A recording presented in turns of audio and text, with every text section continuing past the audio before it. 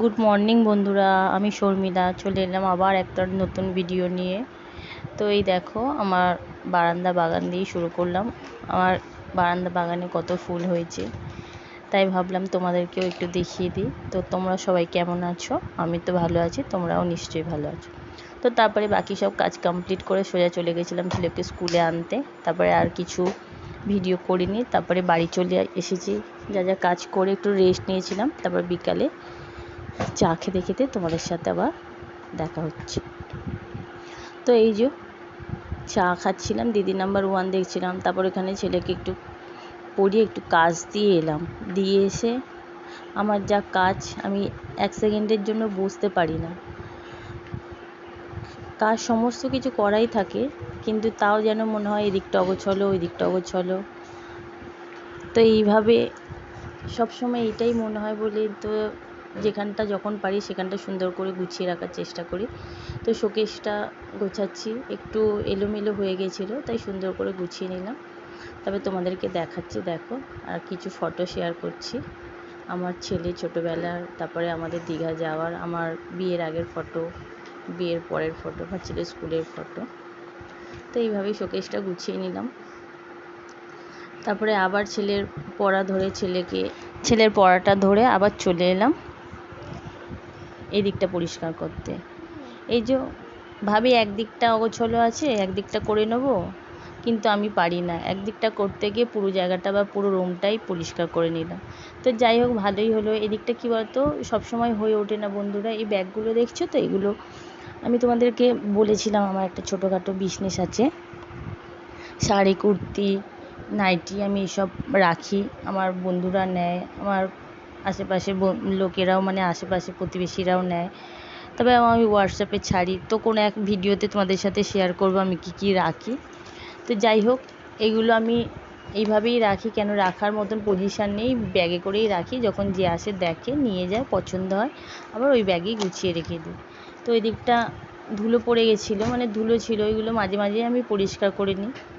এইভাবেই ঘরবাড়ি গুছিয়ে রাখার চেষ্টা করি। একা হাতেই করি তো, তাই জন্য যখন যেখানটা সময় পাই বা যেই জায়গাটা অগোছলো দেখি সুন্দর করে গুছিয়ে নিই। সেই জন্য পুরো বাড়িটাই সবসময় পরিষ্কার পরিপাটি থাকে।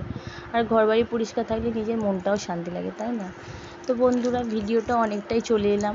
ভালো লাগলে লাইক, শেয়ার, সাবস্ক্রাইব করো। খুব ভালো লাগলে বন্ধুদের মাঝে শেয়ার করো, আর কমেন্ট অবশ্যই করো। তোমাদের কমেন্টগুলো পড়তে না আমার খুব ভালো লাগে, যে আমাকে বন্ধুরা ভালো ভালো কমেন্ট করছে। কমেন্ট পেলে না মনে হয় ভিডিও বানাতে আরও ইচ্ছা হয় বা উৎসাহিত হই। তো যাই হোক, আমাকে অনেকে কমেন্ট করে, তো তাদের নামগুলো এই ভিডিওতে নিলাম না বন্ধুরা, তোমরা কিছু মনে করো না। পরের ভিডিওতে আমি ঠিক তোমাদের নামগুলো শেয়ার করব। তো তারপরে এই যে এখানে এই কাজবাজ কমপ্লিট করছি। আর এখন ছেলের পরীক্ষা, তো সেই জন্য ওকেও একটু সময় দিতে হচ্ছে বেশি। অনেক পড়া বা অনেক কিছু ইনকমপ্লিট আর ঠিকঠাক রেডি করে নিচ্ছি, নাহলে পরীক্ষার সময় খুব অসুবিধা হয়ে যাবে। তো সেই জন্যে ওকেও পড়াচ্ছি, এদিকে এসে কাজ করছি। তারপরে ওকে একটু খাইয়ে দিলাম, মানে টিফিন করিয়ে দিলাম। তোমাদের দাদাও চলে এসেছিলো, তাকেও দিলাম। দিয়ে আবার একটু এসে কাজগুলো করছি। এইভাবেই কাজ করি, অসুবিধা হয় না। সেই জন্য কাজটা কোনো কাজই বোরিং লাগে না। তো এই যে ব্যাগে আমার সব জিনিস থাকে, এগুলো গুছিয়ে নিচ্ছি। আর আমি তো যাই কাজ করি না করি, আমার তো টিভি চাই বা গান চাই। আমি গান শুনতে শুনতে, টিভি দেখতে দেখতে কাজ করে এনার্জি পাই। কাজটাও আমার তাড়াতাড়ি হয়ে যায়, মনেই হয় না যে কাজ করছি বা কাজে বোরিং লাগছে। তো তারপরে এই যে পরিষ্কার পরিপাটি করে নিচ্ছি। তারপর ওইদিকে ওর ম্যামও চলে এসেছিলো, যা যা বোঝানোর ম্যামকে বলে এলাম। এখন ম্যাম পড়াচ্ছে, আমি আমার এই রুমটা পরিষ্কার করে নিচ্ছি। কী বলো তো, এরমভাবে পরিষ্কার করতে থাকি, তো সেই জন্য এত বড় ঘর বাড়ি কোনো সময় অগোছলো অপরিষ্কার থাকে না। যখনই সময় পাই, যেখানটাই দেখি অগোছলো পরিষ্কার করে নিই, গুছিয়ে নিই। সেই জন্য সবসময় পরিষ্কার পরিপাটিই থাকে, অসুবিধা হয় না বা বাজেও দেখতে লাগে না। তার সাথে তো বাচ্চা আছে, সংসার আছে, সমস্ত কিছুটাই সামলাতে হয়। তারপরে নিজের শরীর আছে, নিজের খাওয়া দাওয়া আছে, মানে খাওয়া দাওয়া বলতে রান্নাবান্না করলে তো সবাই খাবো। সব কিছুটাই সময়ের মধ্যে হয়ে যায়, অসুবিধা হয় না। আর যাই করি নাই করি মাইন্ড ফ্রেশ করে কাজ করি, মাইন্ড ফ্রেশ রাখি, আর কাজের মধ্যেই থাকি। আমি কাজের মধ্যেই থাকতেই বেশি পছন্দ করি, সেই জন্যেই কাজটাকেই বেছে নিই। তো কাজটাকে বাঁচার সাথে আমি ইউটিউবটাকেও বেছে নিয়েছি। আমার খুব ইচ্ছা ছিল বা স্বপ্নও বলতে পারো নিজে কিছু করব। জানি না ইউটিউব থেকে কতটা কি পাবো বা কি পাচ্ছি বা কি পেয়ে যাব, তবু নিজের ইচ্ছাটা পূরণ করার জন্য এখানে আসা। তোমার কিছু পাই না পাই, কিছু বন্ধুর ভালোবাসা, এটা তো অবশ্যই পাবো, তাই না? তারপরে এই যে বাকি কাজবাজ কমপ্লিট করে আর কিছু মানে ভিডিওটা পুরো করতে পারিনি।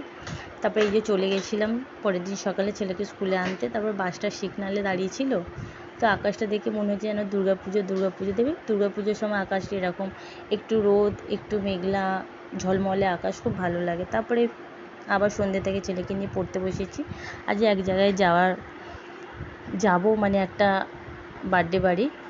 তো ম্যাম আসতে আমি চলে এলাম, আমার কাজগুলো কমপ্লিট করে নিলাম, রান্নাবান্নাও করে নিয়েছি। আমার আর ছেলে নিমন্ত্রণ, এদিকে দাদারা খাবে, সেই জন্য সব কাজ গুছিয়ে ছেলের পড়াও হয়ে গেছে। তারপরে চলে গেছিলাম এই যে বার্থডে গার্ল এর বার্থডেতে।